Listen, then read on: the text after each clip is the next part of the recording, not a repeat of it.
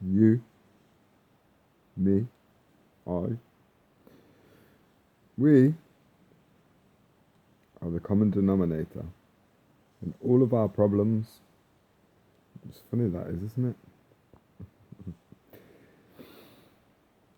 You see why we humans so unfruitfully try to escape ourselves? If we can get ourselves out of the way. Hello, cat.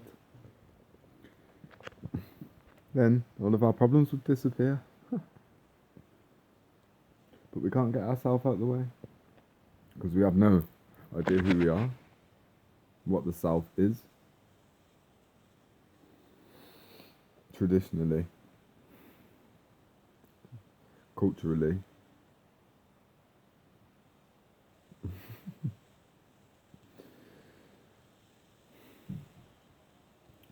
The reality that we were born into, let's just, for the sake of ease, imagine it to be a holographic construct that is capturing and catching all people's psychic projections and forming a reality out of the general consensus.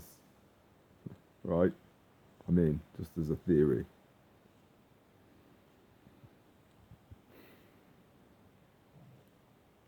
Who we are is much more than that. But we are born into this role, a name, a character, a persona, and we adopt all of these other different masks, roles, personas in different connections and relationships, such as family, friends, lovers.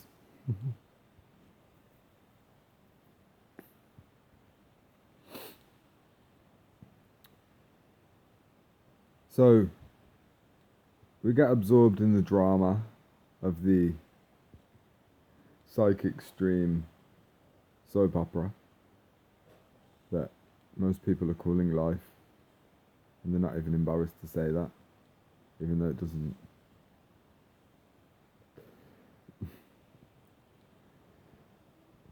And we assume problems, we invite chaos, drama, energetically, in the form of humans with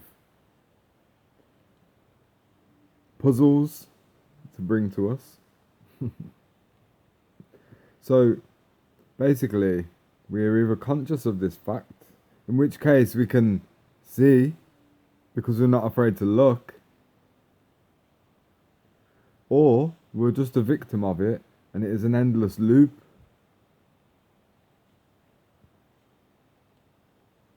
So we're called to resolve the hatred in our heart, the fear in our vessels, paranoia, which is a sort of inverted legacy we inherited, that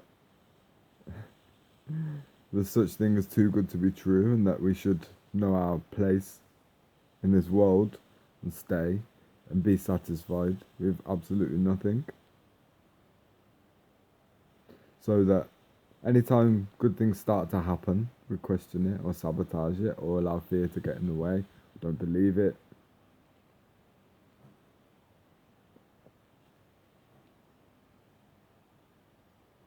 Because I couldn't possibly be worth other people noticing me, recognizing me, honoring me. Surely not. Because who I think I am has largely been ignored in this life. This avatar. But really, I haven't been ignored. I've been shielded. I've been protected, because that is what has preserved my innocence, the purity of my heart and soul.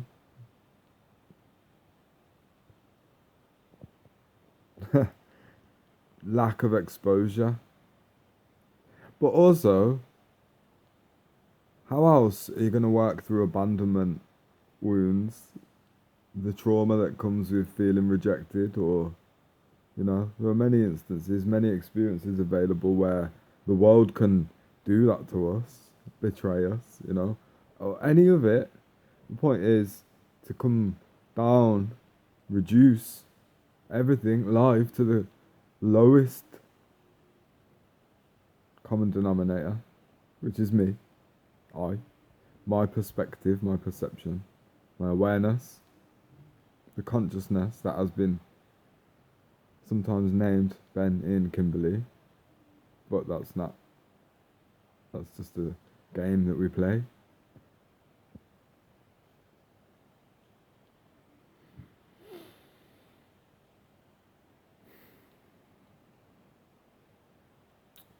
So we go through experiences.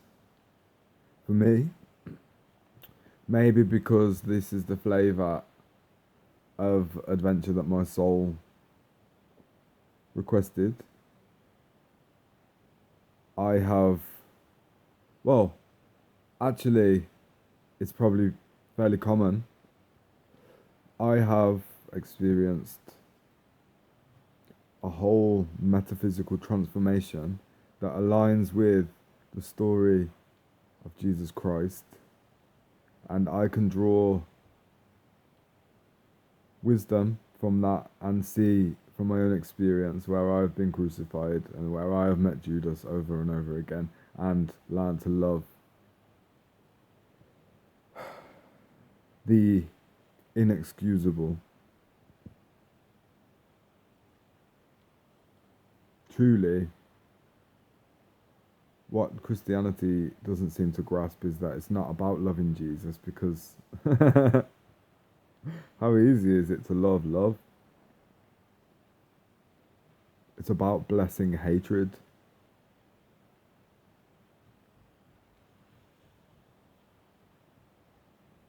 So, the nth degree, the final, the maximum on the spectrum of deepest fears. None of it means much anyway, because it all equates to death. The feeling, the fear of death, the fear of not being here, whatever that means, doesn't mean anything, only to fragile human psyches. So, being kicked out of the tribe hundreds, thousands, some years ago would have meant death, because tribal humans were only equipped to live in tribes. So to be alone would put you at the mercy of something far greater than yourself. But primitive tribal people were different to the tribal humans of now, because we're all tribal people. We're not indigenous anymore.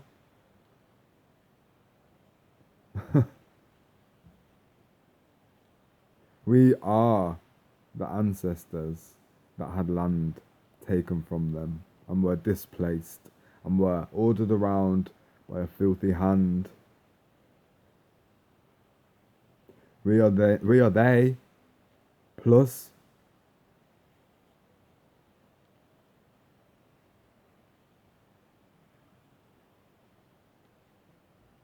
we are the witches that could never be, will not be burned, because we set ourselves on fire,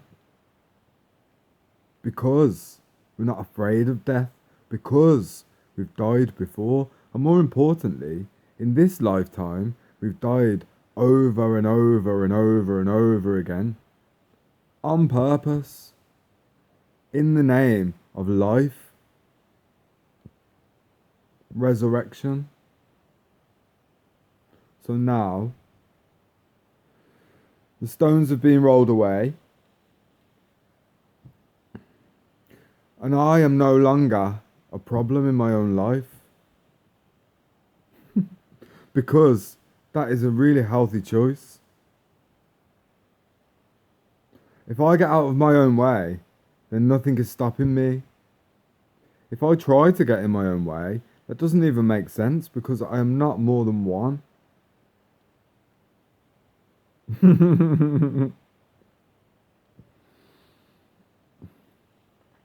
Resistance is fertile. To lean into, to understand, to be in the discomfort of not being aligned.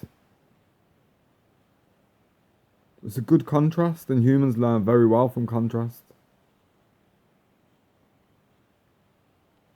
If you're not living authentically or organically in line with the template of who you are, then spirit will show you and squeeze more and more and more until it is just too uncomfortable. So, 11:11. So, life becomes comfortable when we just be who we are. When we stop putting up resistance or putting up walls or planning. If you want to make God laugh, tell him your plans.